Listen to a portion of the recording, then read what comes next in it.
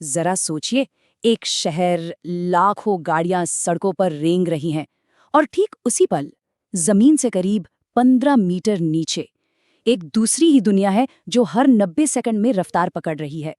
जी हाँ, ये कहानी है दिल्ली मेट्रो की। एक ऐसे सफर की जो एक शहर के बहुत बुरे सपने से शुरू हुआ और आज उसी शहर की धड़कन बन चुका है। जब इस जबरदस्त प्रोजेक्ट का आइडिया सामने आया ना, तो पता है ज्यादातर लोगों ने क्या कहा? यही कि ये इंडिया में हो ही नहीं सकता। अरे भाई, एक ऐसा देश, एक ऐसा शहर जहां बड़े बड़े काम अक्सर लेट लतीफी और मुसीबतों का शिकार हो जाते थे, वहां इतना बड़ा कुछ बनाना, और वो भी टाइम पर। सच कहूं तो ये एक नामुमकिन सपने जैसा ही था। तो चलिए थोड़ा टाइम में पीछे चलते हैं, 1990 के दशक की दिल्ली में। अंदाजा लगाइए, अगर किसी को कनॉट प्लेस से कश्मीरी गेट जाना है, सिर्फ 5 किलोमीटर का सफर, तो पता है कितना टाइम लगता था? पूरे 2 घंटे। ये कोई मजाक नहीं है, ये आम बात थी। शहर अपनी ही रफ्तार के बोझ तले सच में घुट रहा था। अब सवाल ये था कि भाई, जब प्रॉब्लम इतनी बड़ी और इतनी मुश्किल हो तो सल्यूशन आएगा कहाँ से? जवाब मिला एक बहुत ही हिम्मत वाला कदम उठाने में। एक ऐसा कदम जो शहर का चेहरा हमेशा हमेशा के लिए बदलने वाला था। कैसे? जमीन के नीचे सुरंगें खोदकर और आसमान में पुल बनाकर। और बस यहीं से दिल्ली मेट्रो की असली कहानी शुरू हुई। तो चलिए इस कहानी के पहले चैप्टर में चलते हैं, समझते हैं उस भयानक संकट को जिसने दिल्ली को एक बिल्कुल नए, एक क्रांतिकारी समाधान की तरफ देखने पर मजबूर कर दिया। देखिए, ये सिर्फ एक ट्रैफिक जैम की बात नहीं थी। नहीं, ये तो एक चौतरफा संकट था। गाड़ियों से जहरीला धुआं निकल रहा था, हवा में जहर घोल रहा था। बसों का हाल तो और भी बुरा। इतनी खचाखच भरी होती थी कि लोग दरवाजों पर लटक कर अपनी जान दांव पर लगा रहे थे। सच मानिए, ये दिल्ली के लिए एक इकोनॉमिक और हेल्थ इमरजेंसी बन गई थी। और सबसे हैरान करने वाली बात पता है क्या है? कि मेट्रो का आइडिया कोई नया नहीं था। 1969 में, जी हाँ, 1969 में ही एक रैपिड ट्रांजिट सिस्टम का प्रपोजल आया था, लेकिन वो बस फाइलों में ही दबकर रह गया। फिर 80 के दशक में एक और कोशिश हुई, लेकिन वो भी पैसों की कमी से फेल हो गई। इसीलिए जब 1995 में डीएमआरसी बनी ना, तो ये सिर्फ एक और सरकारी कंपनी नहीं थी, ये एक पक्के इरादे का ऐलान था।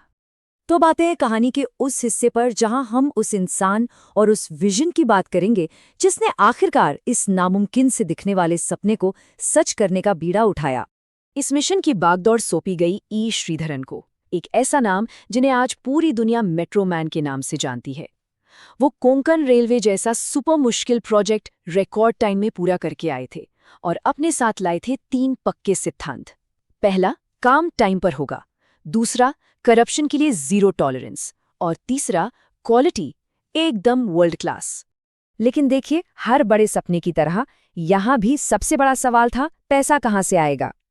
इसका जवाब मिला 1997 में, जब जापान की जैका एजेंसी ने बहुत ही कम ब्याज पर एक बड़ा लोन देने के लिए हाँ कर दी। इस एक लोन ने प्रोजेक्ट का 60% खर्चा कवर कर लिया। बाकी का पैसा सेंट्रल गवर्नमेंट और दिल्ली सरकार ने मिलकर लगाया। तो ठीक है, पैसा आ गया, प्लान भी रेडी था, लेकिन जमीन पर असली काम शुरू होने से पहले एक अलग ही तरह की जंग लड़नी बाकी थी। ये मशीनों की नहीं, बल्कि मजबूत इरादों की लड़ाई थी। ये वो मुश्किलें थीं जिन्हें मशीनें सॉल्व नहीं कर सकती थीं। इन्हें तो बातचीत और कोऑर्डिनेशन से ही सुलझाना था। सोचिए जरा, हजारों लोगों के घर और दुकानें हटानी थी, ऐतिहासिक इमारतों के पास काम करने के लिए परमिशंस लेनी थी, और दिल्ली की सड़कों के नीचे जो पानी, बिजली, फोन लाइनों का मकड़ जाल बिछा था, उसे सेफली हटाना था। इस चैलेंज का जो ह्यूमन साइड है ना, उसे समझने के लिए बस एक नंबर काफी है, 2502। जी, सिर्फ पहले फेज के लिए 2502 परिवारों को अपनी जगह छोड़कर नई जगहों पर बसाना पड़ा। ये सिर्फ कोई सरकारी काम नहीं था, ये हजारों जिंदगियों की जिम्मेदारी थी। और जरा ये सोचिए, पुरानी दिल्ली की जान चांदनी चौक, उसके नीचे से सुरंग खोदना। हर 1 मीटर की खुदाई के लिए आर्कियोलॉजिकल सर्वे ऑफ इंडिया से परमिशन लेनी पड़ती थी, और हर बार ये प्रूफ करना पड़ता था कि सदियों पुरानी इमारतों को जरा भी नुकसान नहीं पहुंचेगा। कितना मुश्किल रहा होगा। तो जब ये सारी जमीनी रुकावटें पार हो गईं, तब जाकर शुरू हुआ इंजीनियरिंग का वो कमाल जिसने दिल्ली का नक्शा ही हमेशा के लिए बदल कर रख दिया। डीएमआरसी ने, आप कह सकते हैं, एक साथ दो मोर्चों पर लड़ाई लड़ी।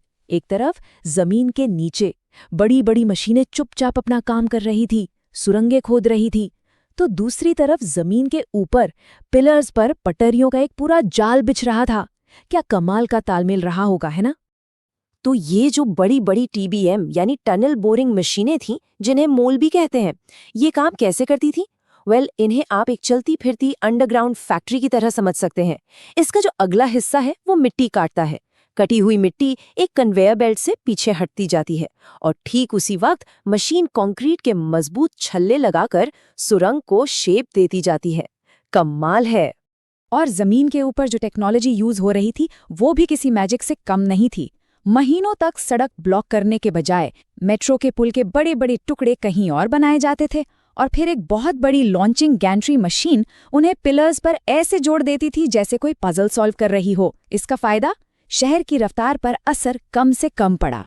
और अब सवाल ये है कि इस सारी मेहनत, प्लानिंग और इंजीनियरिंग का नतीजा क्या निकला? नतीजा था एक ऐसा शहर जिसकी पहचान ही बदल गई। 24 दिसंबर 2002, इस तारीख को याद रखिएगा। ये वो ऐतिहासिक दिन था जब पहली मेट्रो ट्रेन चली। और सबसे बड़ी जीत पता है क्या थी? कि फेज 1, जो इतना मुश्किल था, वो अपने तय समय से लगभग 3 साल पहले ही पूरा हो गया। भारत ने दुनिया को दिखा दिया था कि असंभव सिर्फ एक शब्द होता है। और जरा आज की तस्वीर देखिए। 352 किलोमीटर से भी ज्यादा लंबा नेटवर्क, 257 से ज्यादा स्टेशंस और हर रोज 65 लाख से ज्यादा लोग इसमें सफर करते हैं। ये सिर्फ नंबर्स नहीं है, ये इस बात की कहानी है कि मेट्रो कैसे आज दिल्ली की लाइफलाइन बन चुकी है। इसका हमारे एनवायरनमेंट पे क्या असर हुआ वो भी देखिए।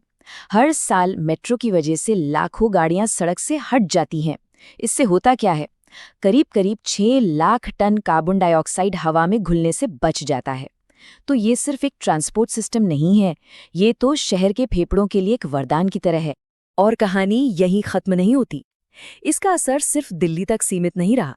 दिल्ली मेट्रो की सक्सेस एक ऐसा ब्लूप्रिंट बन गई कि आज डीएमआरसी की एक्सपर्ट टीम लखनऊ, कोची, जयपुर जैसे भारत के कई दूसरे शहरों में भी मेट्रो नेटवर्क बनाने में मदद कर रही है। तो सोचिए, जो सपना एक जमाने में दिल्ली के लिए इम्पॉसिबल लगता था, वो आज करोड़ों लोगों की रोज की हकीकत है। ये कहानी हमें सोचने पर मजबूर करती है कि अगर पक्के इरादे और जी तोड़ मेहनत से एक शहर अपना भविष्य बदल सकता है, तो भारत के अगले बड़े और असंभव से दिखने वाले सपनों की मंजिल